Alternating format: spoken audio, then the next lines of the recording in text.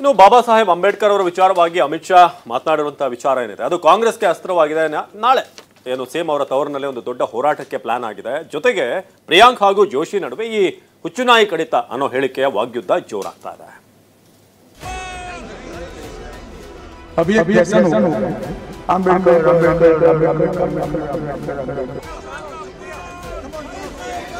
ಒಂದು ಕುತಂತ್ರವನ್ನ ಭಾರತೀಯ ಜನತಾ ಪಕ್ಷದವರು ಮಾಡ್ತಾ ಇದ್ದಾರೆ.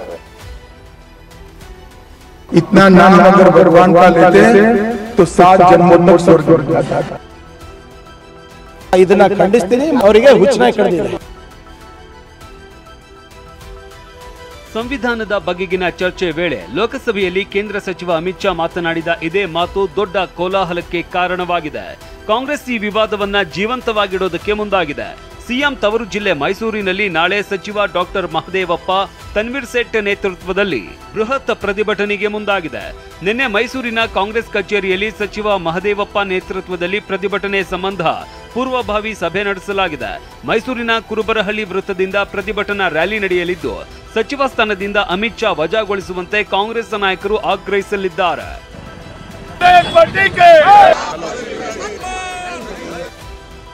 ನಿನ್ನೆ ಇದೇ ವಿಚಾರವಾಗಿ ಕಿಡಿಕಾರಿದ್ದ ಪ್ರಿಯಾಂಕ್ ಖರ್ಗೆ ಅಮಿತ್ ಶಾಗೆ ಹುಚ್ಚುನಾಯಿ ಕಡಿದಿದೆ ಅಂತ ಹೇಳಿದ್ರು. ಇವತ್ತು ಎಂಎಲ್ಸಿ ಬಿಕೆ ಹರಿಪ್ರಸಾದ್ ಉದ್ದೇಶಪೂರ್ವಕವಾಗಿ ಲೆಕ್ಕಾಚಾರ ಹಾಕಿಕೊಂಡೇ ಅಮಿತ್ ಶಾ ಹೇಳಿದ್ದಾರೆ ಅಂತ ಹರಿಹಾಯ್ದರು. ಅಂಬೇಡ್ಕರ್ ಬಗ್ಗೆ ವಿವಾದಿತ ಹೇಳಿಕೆ ಮುಚ್ಚಿ ಹಾಕೋದಕ್ಕೆ ಸಿಟಿ ರವಿ ಪ್ರಹಸನದ ಕುತಂತ್ರ ಮಾಡ್ತಿದ್ದಾರೆ ಅಂತ ಡಿಕೆ ಸುರೇಶ್ ಹೇಳಿದ್ದಾರೆ. ನಾವು 10 ಸರಿ ಅಲ್ಲ 1000 ಸರಿ ಅಂಬೇಡ್ಕರ್ ಅವರ ಜಪ ಮಾಡ್ತೀವಿ, ಸಂವಿಧಾನದ ಜಪ ಮಾಡ್ತೀವಿ. ಇವರಿಗೆ ಏನು ಪ್ರಾಬ್ಲಮ್ ಅಂದ್ರೆ ಇವ್ರ ಆಲೋಚನೆಯಲ್ಲಿ ಅಂಬೇಡ್ಕರ್ ಅವ್ರು ಇಲ್ಲ. ಅದಕ್ಕೆ ಅಮಿತ್ ಶಾ ಅವ್ರು ಹಿಂಗೆ ಹೇಳಿದ್ರು. ಅವ್ರು ಇದನ್ನ ಖಂಡಿಸ್ತೀನಿ. ಮತ್ತೆ ಅವರು ಅವರಿಗೆ ಹುಚ್ಚುನಾಯಿ ಕಡಿದಿದೆ. ಏನು ಗುಪ್ತ ಸೂಚಿ ಇತ್ತು, ಗುಪ್ತ ಕಾರ್ಯಸೂಚಿ, ಹಿಡನ್ ಅಜೆಂಡಾ ಅಂತ ಏನು ಹೇಳ್ತೀವಿ, ಅದನ್ನ ಅನುಷ್ಠಾನಕ್ಕೆ ತರಲಿಕ್ಕೆ, ಯಾಕಂತ ಹೇಳಿದ್ರೆ ಬರೋ ಈ ವರ್ಷ RSS 100 ವರ್ಷಗಳ ಕಾಲ ಈ ರಾಷ್ಟ್ರದಲ್ಲಿ ಅಸಂಘಟಿತರಾಗಿದ್ದಾರೆ. 100 ವರ್ಷಕ್ಕೆ ಏನಾದರೂ ಮಾಡಬೇಕು ಅನ್ನೋ ಹುನ್ನಾರದಲ್ಲಿ ಈ ವಿಚಾರವನ್ನು ತೆಗೆದುಕೊಂಡಿದೆ. ಇದು ಬಹಳ ಕ್ಯಾಲ್ಕುಲೇಟಿವ್ ಸ್ಟೇಟ್ಮೆಂಟ್, ಅಂದರೆ ಬಹಳ ಯೋಚನೆ ಮಾಡಿ ಲೆಕ್ಕಾಚಾರ ಹಾಕಿ ಮಾಡಿರ್ತಕ್ಕಂಥ ಸ್ಟೇಟ್ಮೆಂಟು. ಇದು ಬಾಯಿ ತಪ್ಪು ಹೇಳಿರ್ತಕ್ಕಂಥದ್ದಲ್ಲ ಅಮಿತ್ ಶಾ ಅವರು ಅಂತ ಹೇಳಲಿಕ್ಕೆ ಇಚ್ಛೆ ಬಿಡ್ತಾನೆ.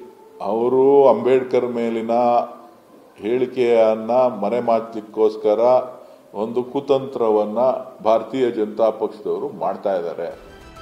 ಇನ್ನು ಈ ಬಗ್ಗೆ ಮಾತನಾಡಿದ ಕೇಂದ್ರ ಸಚಿವ ಪ್ರಹ್ಲಾದ್ ಜೋಶಿ, ಅಂಬೇಡ್ಕರ್ಗೆ ಕಾಂಗ್ರೆಸ್ನವರು ಸತತ ಅಪಮಾನ ಮಾಡಿದ್ದಾರೆ. ಅಂಬೇಡ್ಕರ್ಗೆ ಭಾರತ ರತ್ನ ಕೊಡ್ಲಿಲ್ಲ ಅಂತ ಕಿಡಿಕಾರಿದ್ರು.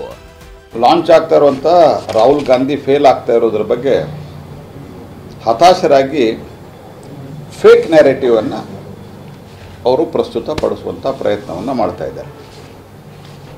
ಕಾಂಗ್ರೆಸ್ ಪಾರ್ಟಿ ಪಂಡಿತ್ ನೆಹರು ಅವರ ಕಾಲದಲ್ಲಿ